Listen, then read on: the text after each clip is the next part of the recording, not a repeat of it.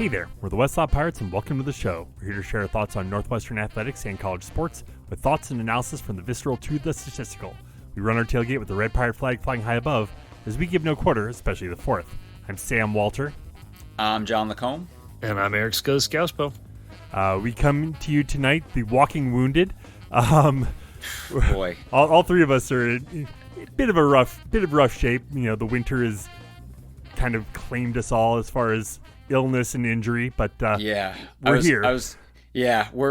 We're here. We're on our feet. This is kind of just as a I don't know, you call it a PSA or whatever, but I have been in like really rough shape. So at least in the near future, dealing with some major back issues, which is just to say, like, listeners, like if you have a week or two or whatever in the upcoming spring where there's not a pod, like, just bear with us. This is a technical difficulty situation that we're working through right now. You see few less tweets than usual or anything. It's like, just bear with us. Hopefully as the weather turns, so shall we. So, well, fingers crossed. Well, speaking of the weather turning, we have some spring sports to talk about. Lacrosse and softball both started their seasons. We do need to start with lacrosse, though. I was gonna say there's good news and bad news. The good news is a Northwestern Wildcat had a career night tonight. The bad news is that Northwestern Wildcat is Ann Elliott Whitten, the head coach of the Colorado Buffaloes women's lacrosse team. Yeah, and right before we hit record tonight, the Cats lost to Colorado, 10-9 at home, in Evanston, and we can't forget like the huge win, like week one. Right. The first game, huge win at BC. Going on the road, starting things off with a great win on the road against Boston College, and then coming home. Little home cooking, but man, Colorado came in strong. They got up to a 3-0 lead. We came back, and the Cats came back, had a 8-6 lead going into the fourth quarter, but then Maddie Shoup and the Buffaloes, 3 goals from Shoup, 1 from Lily Assini, and Maddie Taylor only was able to put 1 in. Colorado gets 4 goals to our 1 and wins the game 10-9. So, ugh. It's a bummer, and it's certainly a surprise. This is not Northwestern. Typically, does not lose at home. They do not lose to unranked opponents. They do not lose this early in the season. It's a real shock. I'm at the same time not going to get too worried about it. This reads like your classic letdown after a massive win. And Sam, you talked about that BC win. Not only was this a huge game on the road against a top 4 team, number 3 in the country, BC, but Northwestern absolutely dominated Boston College. Incredible game. Yeah, obliterated. 20-12. Yeah, it was not close. And so to come home and suddenly find yourself in a knife fight against an upstart Colorado team, one coached by like one of the defensive centerpieces of Northwestern's very first national championship run, like someone who knows Kelly Monty-Hiller inside and out. It's kind of all the makings of an upset, and unfortunately, it was an upset. But this team is super talented, and now we get to see their resilience and their resolve as they look to bounce back from this going forward. Yeah, certainly no reason to panic. This is the second game of the season, and okay, so we're not going to go undefeated this year. Okay, no problem.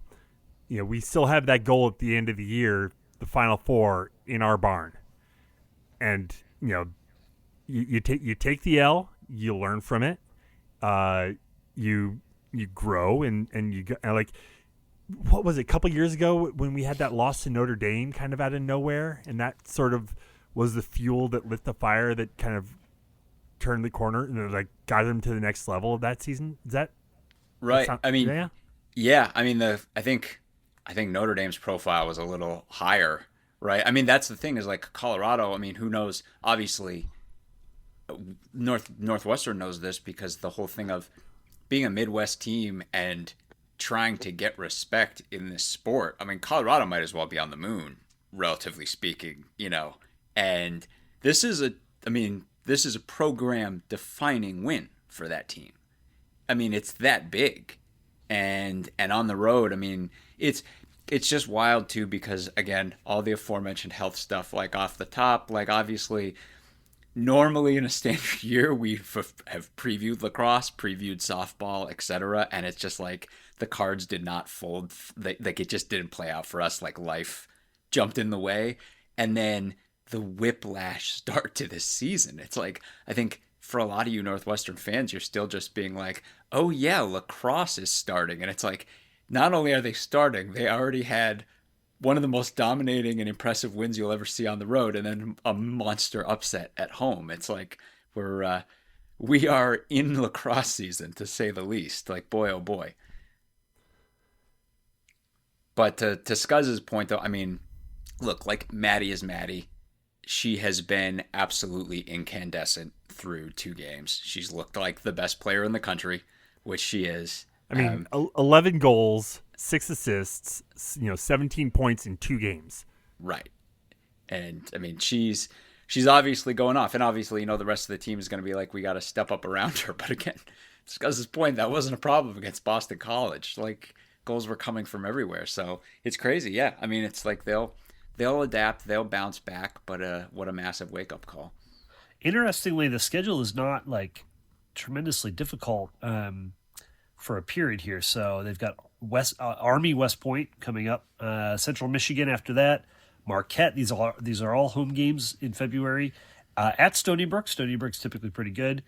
Then they get Syracuse at home in early March, followed by we get into Big Ten play with Ohio State, at Oregon, at North Carolina. So things heat up in the back half of March, but this is a very workable schedule up until that point.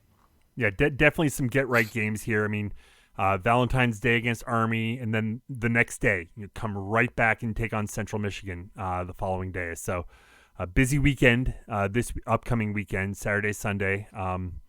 If you don't have Valentine's Day afternoon plans, head out to Ryan Fieldhouse and watch the Cats try to put a hurting on Army. I was gonna say I wouldn't want to be the Army Black Knights right now.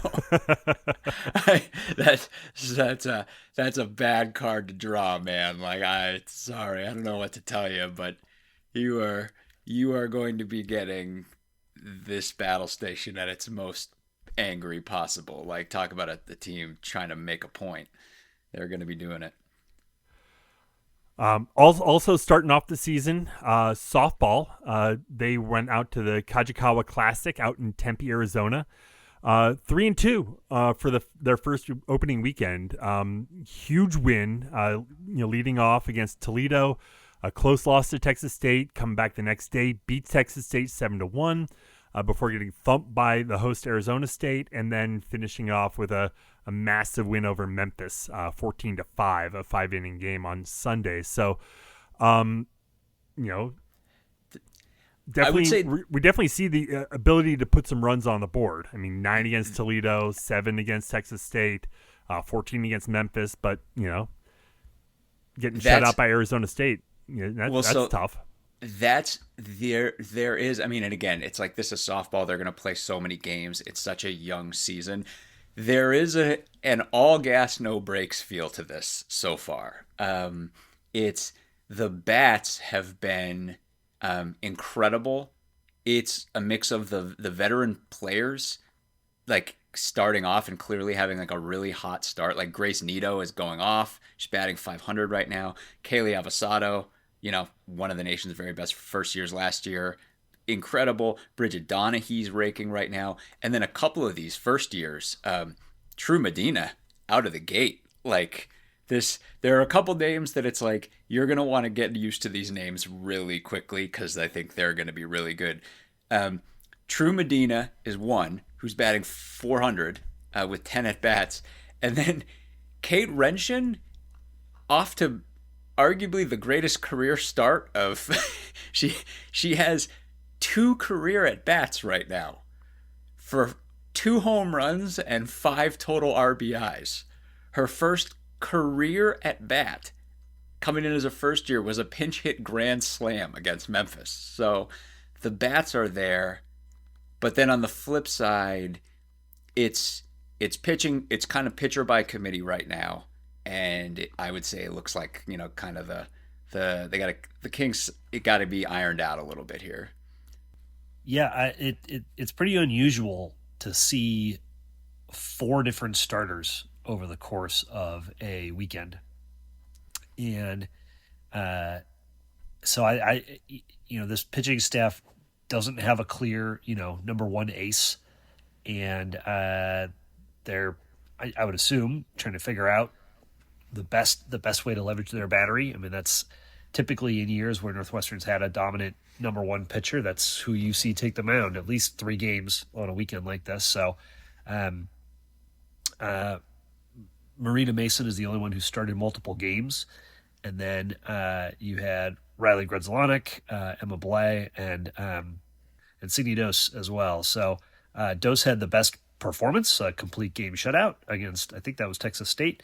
But there's work to be done on the staff, both in performance and then also figuring out the best way in which to leverage the talent that they have in the battery. Yeah, definitely waiting to see who's going to emerge as the leader of the rotation. Hard to say with just one weekend of play who that is, but we don't have that ace just right there in blazing lights at this point. We'll see what happens in a few weeks. Who kind of ends up with most of the innings, but it's fascinating though, just because when's the last time? There's no Northwestern student in college right now who's familiar with that experience, and you could be a couple years out of Northwestern, you're still not familiar with that experience. When's the last time it wasn't obvious within? I mean, Danielle Williams' first year, none of us necessarily knew, but we all knew after like one game.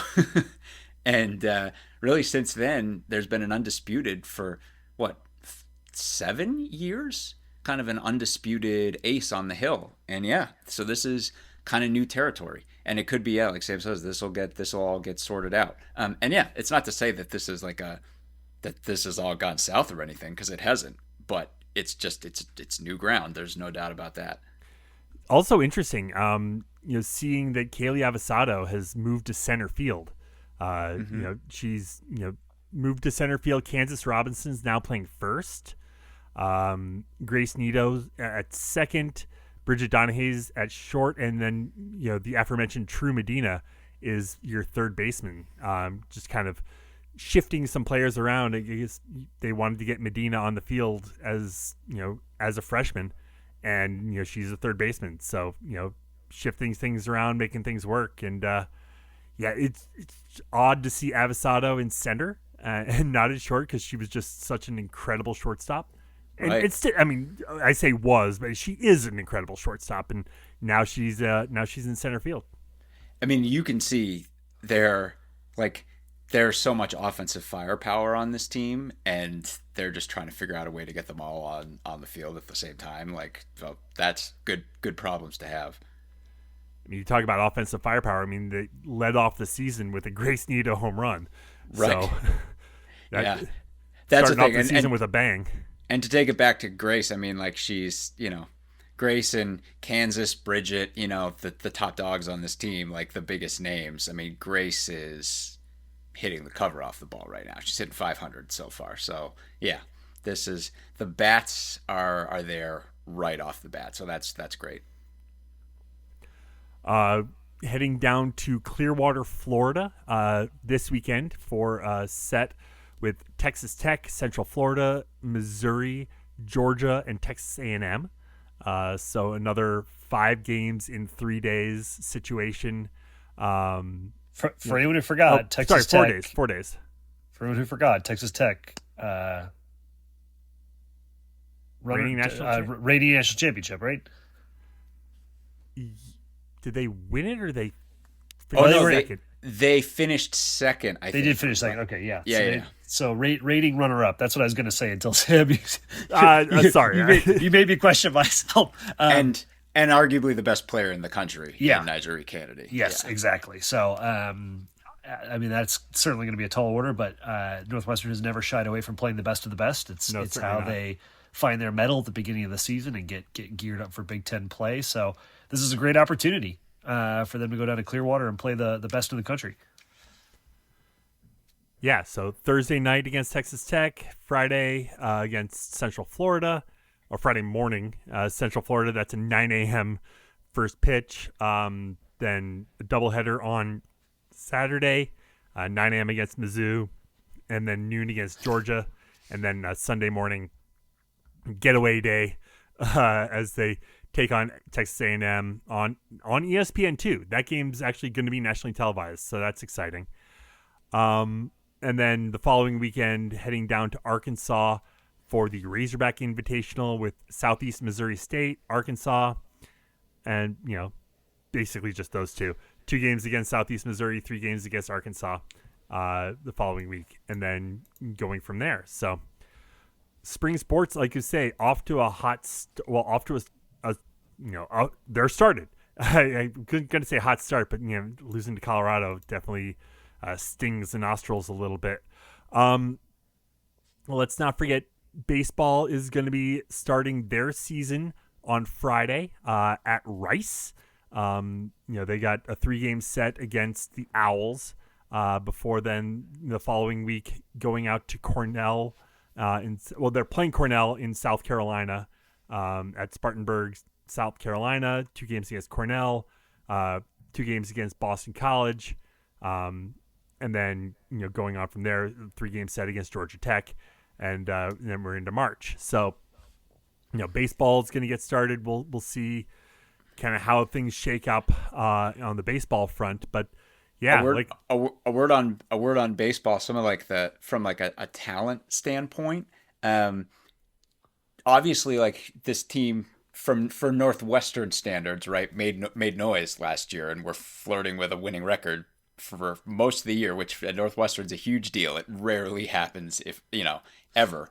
And in addition to all of that, a lot of hype around a lot of guys. D1 baseball has Jack Lausch as the number 8 prospect in the Big Ten right now. Ryan Kucherek, number 13. Jackson Freeman, number 30. Garrett Shearer, number 51. So there's a lot of talent. It's not just that this team is we're looking to build on last year's performance. Northwestern's viewed as a very talented team with a bunch of guys who can really hit. And I think it's exciting. This is there are a lot of, I wouldn't say expectations, but a lot of hopes for this team. I think there's a feeling, there's a lot of feeling that this team built a lot of a foundation last year, and they can really jump off of that. And this is fun. Something to mention that Northwestern is, they've got 22 home games. The home opener is March 10th against UIC. Of those 22 home games, 8 of them will be complimentary admission. So select home games are going to be free admission. So no excuse not to go out and see the team. Yes, the home opener is on a Tuesday. The following Tuesday against Valpo is one of those free days. Looks like Tuesdays and Wednesdays seem to be free. You can go out to Rocky Miller Park and see the only currently standing field in that area right now. You can go look at the dueling construction projects right next to it. Watch some baseball and see how not only football but the new J is coming up as well. Softball field. If you or a loved one is seriously injured by someone else's negligence, hire Kent Simpson of the Simpson Law Group. After over a decade prosecuting murder cases in Chicago, Simpson opened his own firm focused on wrongful death and personal injury cases. He specializes in car, truck, motorcycle, boat, and other transportation accidents, as well as construction accidents, medical negligence, slip and falls, product liability, and more. Millions recovered for clients. No fee unless he wins. The Simpson Law Group. Compassion, empathy, and vigorous advocacy. Go to simpsonlawgroup.com or call 312-332-2107 for a free consultation, and go Cats. Yeah, mentioning that, I forget if we mentioned it or not, but softball is going to be playing all their home games out in Rosemont this year as the new softball stadium is being built.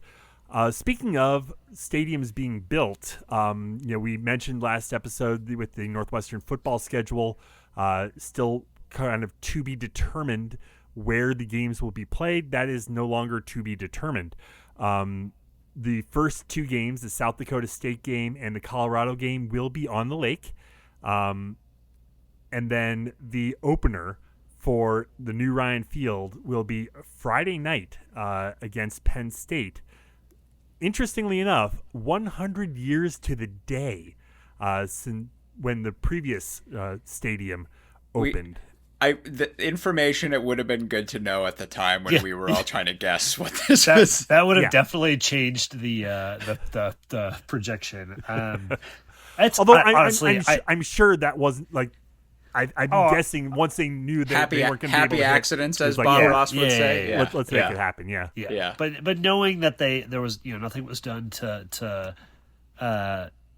preempt that South Dakota State game, there were rumors abounding that it would, when Louis Vaquer is saying, oh, is it going to be Colorado? Is it going to be Penn State? You can kind of guess, it's probably going to be one of those two games, right? Like, he's plugged in enough that you can pick up on that stuff. But yeah, it's like knowing that there was this possibility, especially with that little asterisk of like games eligible to be flexed to Friday nights.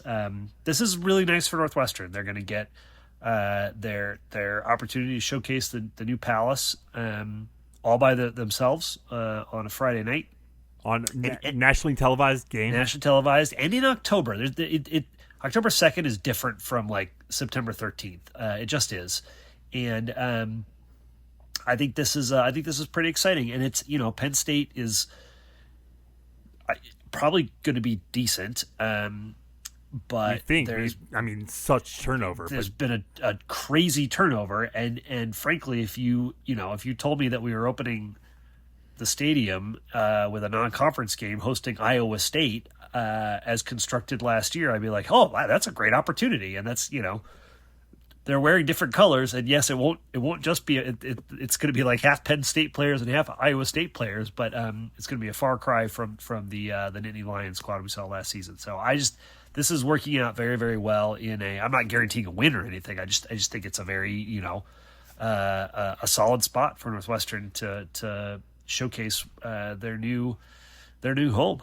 It's for all of us who are season ticket holders and going to be tickets, or all of you who just regularly go to games or everything. Like, congratulations, we're all going to like the game. Like, if it would be a massive curiosity for the entire football nation if it was happening on a Saturday. It's happening on a Friday night by itself, and it's against Penn State, who it will be beaten into the ground. Northwestern beat this past year, and all of these things are like this. The eyes of the nation are going to be on you in the stands watching this, because it's going to be a massive deal on top of everything else. So that'll be really cool as the build-up gets closer to that. And, now that it's been established, the lake is wonderful. Two more on the lake, none of us, it's not pulling teeth for us to wait. That's a beautiful experience that, we all thought the book had been closed on. And two more at that beautiful place, and a chance to sit up in our north end zone spots again and look out at the city. I'm not hating it. It is going to be very interesting what they decide to do with tailgating. So presumably they can just run back what they did last year for those first two games. But that's double the organization required now to sell parking passes for the campus lots for those first two games, and then do parking passes separately for the central lots for the new stadiums. That'll be an interesting thing to clock as it comes out. Interestingly enough, the past 2 years, they have had this situation where they've had two games in a different facility than the rest of the schedule. Am I equating the lake to Wrigley Field? Not There's necessarily. no Hey. parking. There's no parking at Wrigley Field, Sam. Everybody knows this. Yeah, your point is well taken. Where it's like Scuzz is right.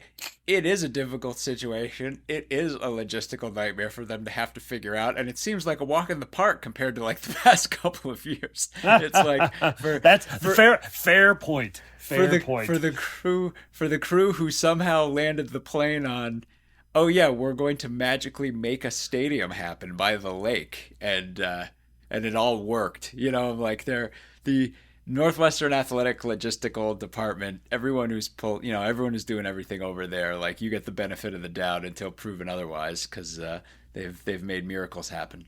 Another kind of interesting point, and it's something that you kind of, now that they're not racing to open it for the opener, like they have a little bit of time. I believe the idea is it'll be ready to go mid-September, but then you have a couple weeks to like work out the kinks. Make sure that you have a video board that shows the down and distance. I was about to make that For joke. example. But to be able to kind of run through some of those hiccups that will undoubtedly occur, but I think that's good, and you don't have that pressure of rushing. You're not looking at a like an Olympic hockey stadium that is half finished when the initial face-off is happening in Milan. So again, apropos of nothing, I should say, but they need time to give us our fair space to christen the Westlot Pirates 50-yard line box. Like, well, there has to be the ceremony for that. We have to schedule that all out. The champagne has to be properly chilled for us to break it over the the thing. Like, we have to be able to do all of that. Yeah, they'll need the second layer of veneer on our labels, on our engravings. Right, and we have to decide. The lobster has to be properly prepared. These things take time. They're. But it is going to be awesome, though. You're right. I mean, it's everyone. Those first couple of games on the lake, like everyone's going to want to be on the lake, but everyone's going to want to be hanging out. A curiosity, trying to poke their heads, try to see if they can catch a glimpse inside the new stadium on their way in. So yeah. Yeah, I mean, there's definitely a little part of me that's like, it would have been great if it was Colorado, just from, that being my hometown team. But it'll be cool to see, Dion on the lake, just kind of. Right. Yeah, that's true. And Dion's probably going like, I was promised the new stadium. Dion doesn't play in front of 13,000 people. He's probably saying something like that. I hear that, but Dion doesn't chase the bag either, guys. So yeah, right. Of course he doesn't. Yeah, so principled. We've been kind of dodging the basketball of it all. Can we dodge for one more minute? Yes, we can. Please. I quipped on our last podcast. Well, quipped is the wrong adjective. I asked you guys on our last podcast if we were aware of any Northwestern athletes in the Winter Olympics, and we were all like, nah, I don't think so. And there is one. Yeah. Johan Eskrik Parkinson, who was on the Northwestern swimming and diving team from 2018 to 2022, is a member of the, drum roll please, Canadian Olympic bobsled team. How about it? I guess he narrowly missed going to the Paris Summer Olympics as a diver in 2024 and pivoted to bobsledding. Like you do. And I think he holds dual Canadian Jamaican citizenship. So he was trying to make the Paris Olympics as a Jamaican diver. And I can't help but think about Cool Runnings and the Jamaican bobsled team, which Snoop Dogg will have yes. you know is very much a part of this Winter Oh Olympics. yes, oh yeah. But yeah, it's pretty exciting. So if you're he's a brakeman on the Canadian bobsled team. So as you're watching Canada race their sled down that insane ice contraption that they call the bobsled track next week, look for Johan and yell "Go Cats" at your TV. Yeah, I will say, just as seeing the drone shots for bobsled has been so sick, freaking incredible. Like, it's so sick. The use of the drones that they've been using for the Olympic broadcast has been awesome. Like, they've had the drone trailing the skiers on the downhill, like going 80 miles an hour. The drone in the bobsled, the luge, all that. It's so cool. It's pretty awesome. It's funny because I see it a lot at the very beginning, like when they were doing luge. Because they had the shot of the once the guy lies down, kind of shooting down the first downhill, and you'd see the drone go past. And very rarely were they showing any actual drone footage on the the broadcast I was watching. But regardless, yeah, it's been awesome the way they have leveraged that. And men's hockey starts in a couple days too, and the women have been just playing awesome. This is your hockey talk for this week. U.S. Canada women's game is tomorrow afternoon, Tuesday. Yeah. This podcast will probably already be out, or the game will probably be over by the time anybody is listening to this. But regardless, fired up. Absolutely. So the basketball of it all. Yes. Let's gnash our teeth a little bit. I mean, here. the die is cast here, and not to throw shade, because on the heels of they played tough in Iowa. I mean, they sure did. They went out there. I mean, obviously, like there was the Illinois of it all too. I mean, I was going to say on the heels of what happened in Champaign. Yeah, I mean, they in the heels of getting absolutely just stomped. But played hard, but kind of in both. You see the good and the bad of it. I mean, the good, Nicky Buckets is Nicky Buckets. Jake West is clearly an ascendant player. Obviously, Jake West this is going to be a central player for us. He is not there yet from a defensive standpoint. From an offensive and playmaking standpoint, he very much is and continues to grow by leaps and bounds. He is going to be obviously a massive factor and a huge part of what Northwestern does over the next couple of years. And then the whole rest of this, there is just very much the feeling like these pieces don't fit, and a lot of them probably aren't going to be here next year. Yeah.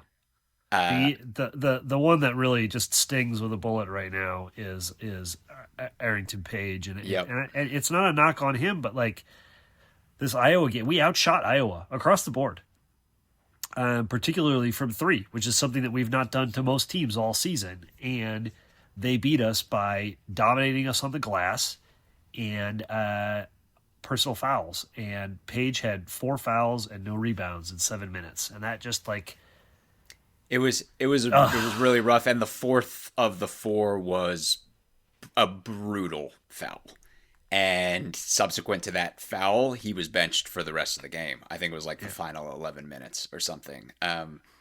Frustrating. And Reed too, where it's like Reed is there, as we've all said before, there are times when Jaden Reed's been the only thing Northwestern has had going. He continues to be just like the defensive piece of it.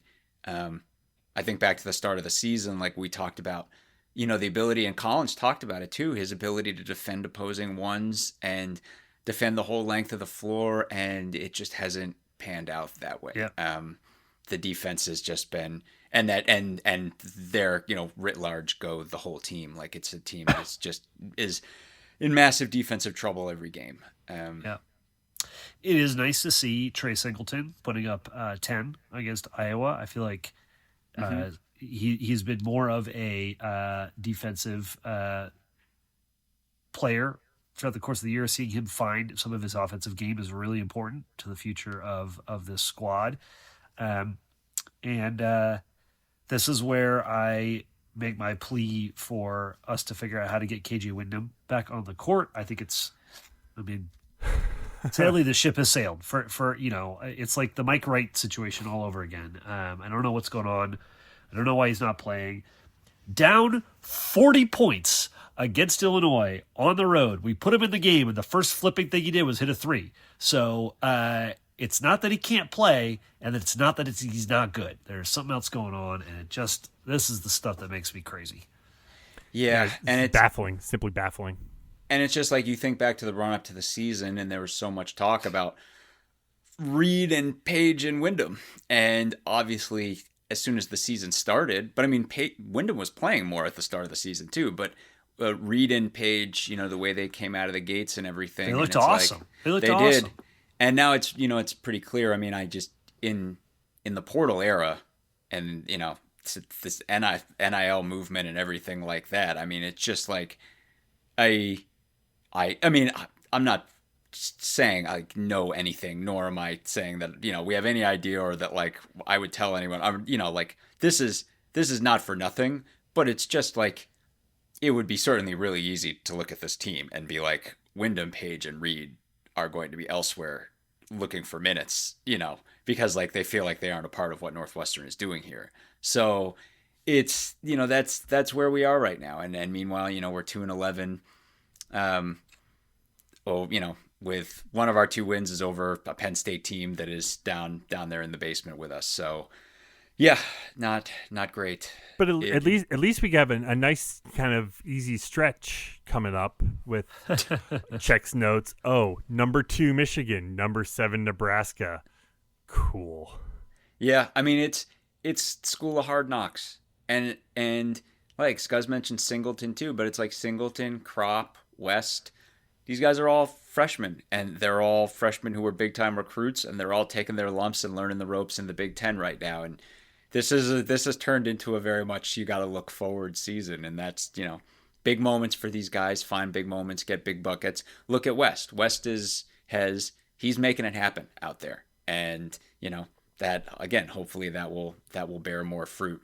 The one other thing that we mentioned online, I mentioned. Tweets have been few and far between recently, given the health situation. But it is unfathomable, but not like unfathomable, but like oh, I'm pulling my teeth out. Just like literally, it's hard to process.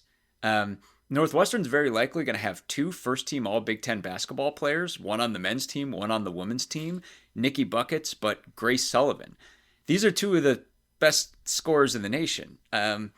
Martinelli and Sullivan are pouring in points game to game here right now. These are 2, I think, the top 5 scorers in the country on both sides. They're both averaging about 22, right? 22, yeah. They're both averaging about 22 points and 4 conference wins to show for all of that. Oh. It's amazing. It's just such a crazy set of circumstances that Northwestern could be gifted 2 players, and credit to Sullivan. No one saw this coming. Sullivan has taken this monster leap that has put the WNBA in the conversation for her. Just an unreal final year of basketball, and it's phenomenal to see. Of course, we all knew Nikki Buckets was, that he was going to give us a year of excellence like this. But it's wild that those 2 incredible individual performances have come in the context of so much upheaval within these 2 programs and 2 teams that very much seem like they're kind of between eras right now. I mean, literally with the women, with this being Joe McEwen's final season, right? They are between eras. Is it for sure? Oh yeah, They announced it at the end of last season that this season would be. This whole season has been a kind of Joe McEwen swan song. I remember that now. I remember that now. Shouts to Jay Sharman, friend of the pod. Jay was, musing that it's pretty amazing how buttoned up we have no idea who his successor is right now. And surely they must know with this much runway and have planned this out, or at least have a very good idea of what their plan is. That's the runway you're affording yourself by making the decision to let him have kind of the swung-song season like this. So, but we've heard nary a peep, so it's going to be interesting to see. Anything else to mention before we get out of here tonight? Just no interest in talking about the Super Bowl very very long. We're recording like the day after the Super Bowl, and I will say that's definitely one of the best Kenneth Walker games I've ever seen. Oh yeah. I got a funny little anecdote that I'm Yeah. gonna drop here. So I certainly had not clocked this. I don't know if you guys have clocked this or not, but Marshall Lang is on the Patriots practice squad. So he got to experience the whole Super Bowl rigmarole.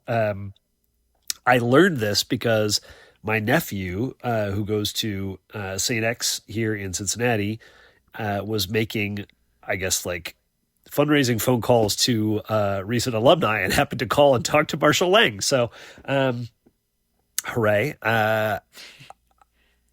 He's like, what are you doing right now? And he's like, Yeah. funny you should ask. Excited for another Northwestern guy to get to go to the big game, all that good sort of stuff. I was rooting for the Seahawks, so I'm not going to be too bent out of shape about the outcome there. But hopefully Marshall continues to find some success in the NFL and can make an active roster at some point. Yeah, definitely. That's really. I definitely did not clock that, so that's really cool. So with that, we'll go ahead and leave it there for tonight. Head to our website, westlawnpirates.com, where you can leave comments and questions. Find us on Facebook, Twitter, Instagram, Blue Sky, YouTube, all of those at Westlaw Pirates. You can always email us, westlawpirates@gmail.com. Tune in next time as we give our visceral and statistical views on Northwestern athletics, and look for us in the west lawn of Ryan Field flying the red pirate flag, because we give no quarter, especially the fourth. For John Lacombe and Eric Skasby, I'm Sam Walter. Thanks so much for listening. We'll see you next time.